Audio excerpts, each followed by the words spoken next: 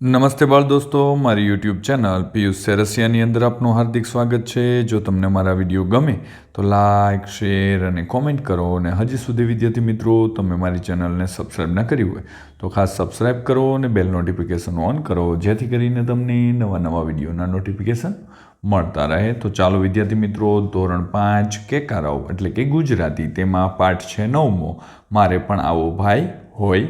વિદ્યાર્થી મિત્રો, બીજી માહિતી આપી દઉં, આ માત્ર તમારી સમજ માટે છે, નહીં કે ઉતારો કરવા કે કોપી કરવા। જ્યાં તમને મુશ્કેલી પડે ત્યાં તમારે મારા વિડીયોનો ઉપયોગ કરવાનો છે, અથવા તમે લખેલું છે તે તપાસવા માટે અથવા સમજવા માટે।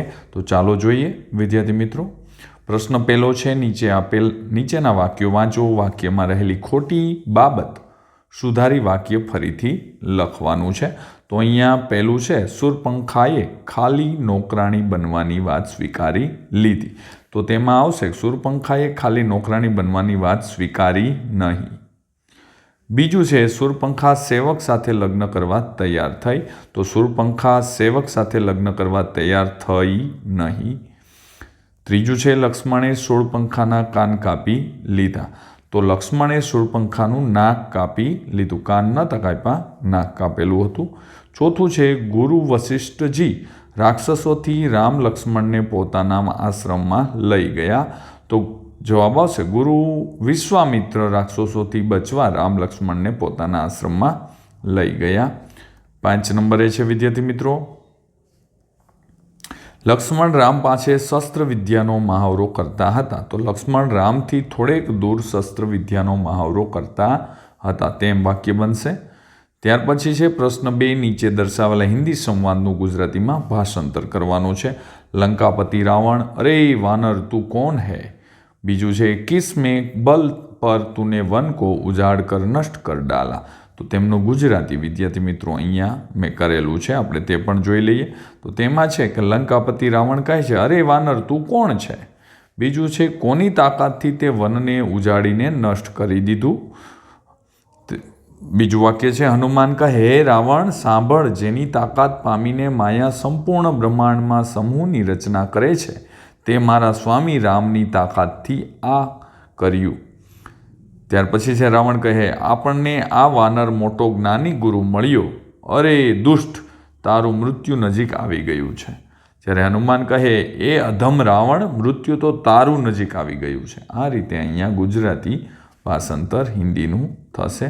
ત્યાર પછી પ્રશ્ન 3 છે, નીચેના ફકરાનું વાંચન કરી તેના આધારે આપેલા પ્રશ્નોના ઉત્તરો લખવાના છે। વિદ્યાર્થી મિત્રો, સરસ રીતે આ પણ ફકરો તમે વાંચેલો જ હશે। જ્યારે સુનીતા 5 વર્ષની હતી તેણે ચંદ્ર ઉપર ઉતરાણ નીલ આર્મસ્ટ્રોંગનો ફોટો જોયો। 1969માં નીલ આર્મસ્ટ્રોંગ ચંદ્ર ઉપર ચાલનાર પ્રથમ માણસ હતા। આ ફકરો સરસ રીતે વાંચેલો હશે, તેના ઉપરથી આપણે પ્રશ્નોના જવાબ દઈએ। તેમાં પહેલું છે, નીલ આર્મસ્ટ્રોંગ કોણ હતા? તો નીલ આર્મસ્ટ્રોંગ ચંદ્ર પર ચાલનાર પ્રથમ માણસ હતા। બીજું છે, મરજીવો શું કરે? તો મરજીવો પાણીમાં ડૂબતા માણસને બચાવવાનું કામ કરે છે। ત્યાર પછી ત્રીજો પ્રશ્ન છે, નીચેના વાહન ચાલકને શું કહેવાય? વિમાનનો હોય તો પાયલોટ, સ્ટીમરનો હોય તો કેપ્ટન, અને રેલવે ચાલક હોય તો લોકો પાયલોટ કહેવામાં આવે છે। ત્યાર પછી ચોથું છે, સુનીતાને શું બનવાની ઈચ્છા હતી? તો જવાબ છે, સુનીતાને મરજીવો બનવાની ઈચ્છા હતી, કારણ કે તે ભણવા કરતાં રમતગમત અને તરવામાં વધુ રસ હતો। 5મું છે, નીચેના શબ્દોના સમાનાર્થી અને વિરુદ્ધાર્થી શબ્દો આપેલ ફકરા પરથી શોધીને લખવાના છે। તો સમાનાર્થી શબ્દો જોઈએ પહેલાં આપણે, કેળવણી તો શિક્ષણ થશે, બીજું શશી તો ચંદ્ર, અને મુસાફરી તો યાત્રા થશે। ત્યાર પછી છે વિરુદ્ધાર્થી શબ્દ, તો નીરસ તો રસ, અભણ તો ભણેલું, અને છેલ્લું તો પ્રથમ આવશે। વિદ્યાર્થી મિત્રો, વિરુદ્ધાર્થી શબ્દ છે। પ્રશ્ન 4, નીચેના શબ્દોનો ઉપયોગ કરી વાક્ય બનાવવાના છે। તો તેમાં છે વિકરાળ, તો રસ્તામાં અમને વિકરાળ સિંહ સામે મળ્યો, અને બીજું વાક્ય બનશે, રાક્ષસે પોતાનું વિકરાળ સ્વરૂપ ધારણ કર્યું। ત્યાર પછી બીજો છે શબ્દ આક્રોશ, એટલે કે આક્રોશમાં આવીને મમ્મીએ તેને ખૂબ મારી। બીજું છે, આપણે આક્રોશમાં આવીને કોઈ પણ કાર્ય ન કરવું જોઈએ। ત્રીજું છે કર્કશ, તો તેની અંદર વિદ્યાર્થી મિત્રો કર્કશ એટલે કાગડાનો અવાજ કર્કશ હતો, અને કર્કશ અવાજ કોઈને સાંભળવો ગમતો નથી. ત્યાર પછી પ્રશ્ન 5 છે, નીચેના શબ્દનો ઉપયોગ કરી અર્થપૂર્ણ ફકરો બનાવવાનો છે. એમાં મિત્રો, જંગલ, ભયંકર, વિકરાળ, ડર અને યુદ્ધ આ શબ્દનો ઉપયોગ કરી એક ફકરો લખવાનો છે. તો આપણે અહીંયા લખેલો છે, તે પણ જુઓ તમે. તો એમાં છે, 4 મિત્રો એકવાર જંગલમાંથી પસાર થઈ રહ્યા હતા. જંગલમાં તેઓ રસ્તો ભૂલી ગયા. રાત પડી ગઈ, ઘનઘોર અંધારું થઈ ગયું. ચારે બાજુથી ભયંકર પ્રાણીઓના અવાજો આવવા લાગ્યા, પરંતુ ચારે મિત્રોએ એકબીજાનો હાથ પકડીને ચાલવાનું શરૂ કર્યું. અચાનક રસ્તામાં સામે એક વિકરાળ સિંહ મળ્યો. ચારે મિત્રો ખૂબ ડરી ગયા, પરંતુ તેમણે હિંમત ભેગી કરીને સિંહ સામે યુદ્ધ કરી પોતાનો જીવ બચાવવાનું નક્કી કર્યું. આ રીતે અહીંયા ફકરો બનાવેલો છે. ત્યાર પછી પ્રશ્ન 6 છે, નીચેના ચિત્રનું તમારા શબ્દોમાં વર્ણન કરવાનું છે. તો અહીંયા સિંહ છે, વાનર છે, કાગડો છે, પોપટ છે અને બીજા પક્ષીઓ છે ને એક ઝાડ છે અને જંગલ છે. તો તેના ઉપરથી અહીંયા વાક્ય બનાવેલા છે. અહીં આપેલ ચિત્ર જંગલનું છે. બીજું છે, જંગલમાં ઘણા બધા વૃક્ષો છે. ત્રીજું, ચિત્રમાં જંગલનો રાજા સિંહ ગુસ્સામાં દેખાય છે. ચોથું, શિયાળ ખૂબ ખુશ જણાય છે. પાંચમું, પોપટ કાગડાને ઝાડમાંથી બહાર કાઢવા ચિંતિત દેખાય છે. અને છઠ્ઠું છે, ચિત્રમાં પોપટ અને કાગડાની બાજુમાં કેટલાક મરચાં પડેલા દેખાય છે. ત્યાર પછી છે 7 નંબર, નીચે આપેલા ફકરામાંથી સમૂહવાચક, જાતિવાચક અને દ્રવ્યવાચક શબ્દોનું વર્ગીકરણ કરવાનું છે. તો સમૂહવાચકમાં મેળો એટલે કે બહુ ઝાઝા માણસો મેળામાં ભેગા થાય, ટુકડી એટલે એમાં પણ ઝાઝા વ્યક્તિઓ હોય, અને મેદની એટલે પણ માણસો હોય, ને બૂમો એટલે એક કરતાં વધારે બૂમો હોય ત્યારે એને બૂમો કહેવાય. જ્યારે જાતિવાચકની અંદર ગામ, પર્વત, નદી, જંગલ, બાળકો, શહેર, ફળ અને રાજ્ય આવશે. જ્યારે દ્રવ્યવાચકમાં સોના, ચાંદી, તેલ અને ઘી જેવી દ્રવ્યવાચક વસ્તુઓ આવશે. 8 નંબરનો પ્રશ્ન, નીચે આપેલ સંવાદમાં રેખાંકિત શબ્દની જગ્યાએ વાક્યોને અનુરૂપ શબ્દ મૂકી સંવાદ ફરીથી લખવાનો છે.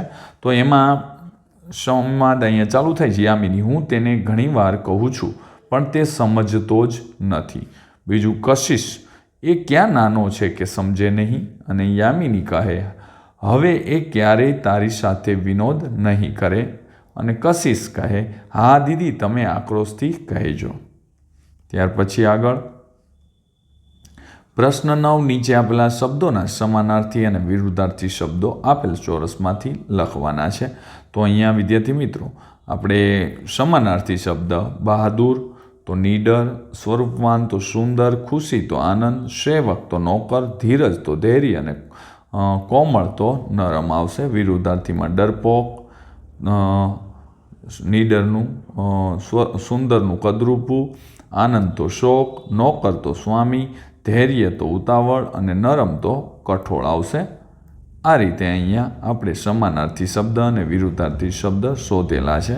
10 નંબરનો પ્રશ્ન, નીચે આપેલા વાક્યના આધારે તમારા મનમાં શું વિચાર ઉદ્ભવે છે તે તમારા શબ્દોમાં લખવાનું છે. તો અહીંયા છે, સ્કૂલથી પાછા ફરતી વખતે રસ્તામાં 2 યુવકો જોવા મળ્યા. તેમને લાંબા વાળ હતા, કાળો ચહેરો, કપાળ પર પટ્ટી બાંધેલી હતી ને હાથમાં કેટલાક ઓજાર હતા. આ લોકો કોઈ જગ્યાએ ચોરી કરવાના ઈરાદાથી નીકળ્યા હશે તેવો વિચાર આવે છે. બીજું છે વિદ્યાર્થી મિત્રો, એવું શું બન્યું કે બરફના પહાડ પર અચાનક આગ લાગી. બરફના પહાડ પર હેલિકોપ્ટરનો અકસ્માત થતાં ત્યાં આગ લાગી. આવું આપણે વિચારી શકીએ છીએ. ત્યાર પછી છે પ્રશ્ન 11, નીચેના વિધાનો જેવો અર્થ ધરાવતો હોય તેવો વિકલ્પ પસંદ કરી તેમાં ગોળચક્કર કરવાનું છે. આપણે અહીંયા લીટી કરેલી છે. પ્રશ્ન 1 છે, પરીક્ષામાં મીનાને ઓછા માર્ક્સ આવ્યા એટલે તેમના ઘરમાં એની ઇજ્જત થઈ. તો નાક કપાયું આવશે. ઇજ્જત ના થાય પણ નાક કપાયું આવશે. અરે રહેવા દે, એ તો શરમ વગરની છે. તો નાક વગરનું. અને ત્રીજું, ભારતની મહિલા ટીમ વર્લ્ડ કપ જીતીને દેશની ઇજ્જત રાખી. તો નાક રાખવું બ આવશે. જો વિદ્યાર્થી મિત્રો તમને મારો આ વિડીયો સારો લાગ્યો હોય તો લાઈક કરો, શેર કરો અને કોમેન્ટ કરો. અને હજી સુધી વિદ્યાર્થી મિત્રો તમે મારી ચેનલને સબસ્ક્રાઈબ ન કરી હોય તો ખાસ સબસ્ક્રાઈબ કરો અને બેલ નોટિફિકેશન ઓન કરો, જેથી કરીને તમને નવા વિડીયોના નોટિફિકેશન મળતા રહે. તેમજ વિદ્યાર્થી મિત્રો ધોરણ 5ના દરેક વિષયના દરેક એકમના વિડીયો મેળવવા માટે નીચે ડિસ્ક્રિપ્શન બોક્સની અંદર પ્લેલિસ્ટ લિંક આપેલી છે, તેના ઉપરથી તમે દરેક વિષયના દરેક એકમના વિડીયો મેળવી શકશો. તો ચાલો વિદ્યાર્થી મિત્રો હવે મળીશું એકમ નંબર 10ની અંદર. આવજો.